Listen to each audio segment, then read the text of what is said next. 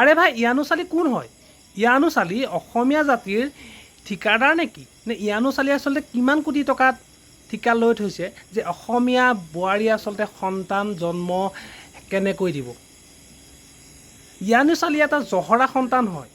তাৰ এটা নাম বেলেগ আৰু তাৰ এটা বেলেগ, উপাধি বেলেগ।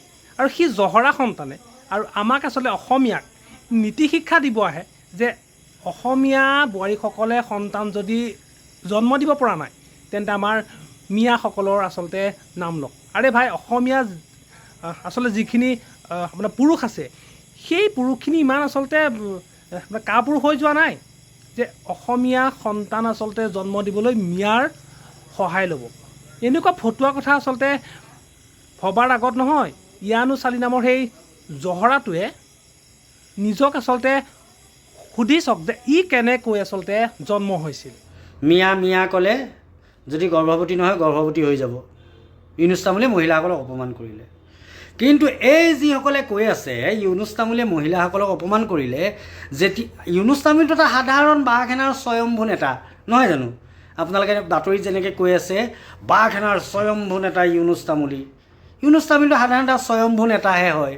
কিন্তু আপোনালোকৰ বাঘা যিবিলাক নেতা আছে সেই নেতাই যেতিয়া কয় যে মুছলমানৰ মহিলাসকল বাচ্চা জন্ম দিয়াৰ এটা মেচিন, কিয় মুছলমান মহিলাসকল মহিলা নহয় নেকি? কেৱল হিন্দু মহিলাসকলে মহিলা নেকি? মুছলমান মহিলাসকলৰ লাজ চৰম নাই নেকি? মুছলমান মহিলাসকলৰ একোৱেই নাই নেকি? কেৱল হিন্দু মহিলাসকলৰে আছে নেকি? তেতিয়া ক'ত যায় আপোনালোকৰ এই যিবিলাক আৱেগ, আপোনালোকৰ যিবিলাক বিবেক, সেই আৱেগ আৰু বিবেক তেতিয়া ক'ত যায় যেতিয়া কয় যে মুছলমান মহিলাসকল সন্তান জন্ম দিয়াৰ এটা মেচিন?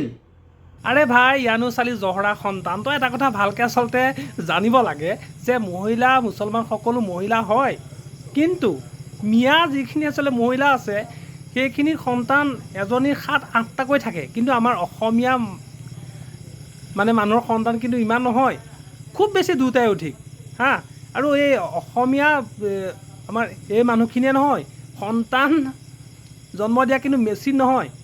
মিয়াৰ আচলতে যিখিনি সন্তান আছে নহয় কি ক'ম, এটা মিয়াৰ আচলতে 7জনী-8জনীকৈ আপোনাৰ ৱাইফ থাকে।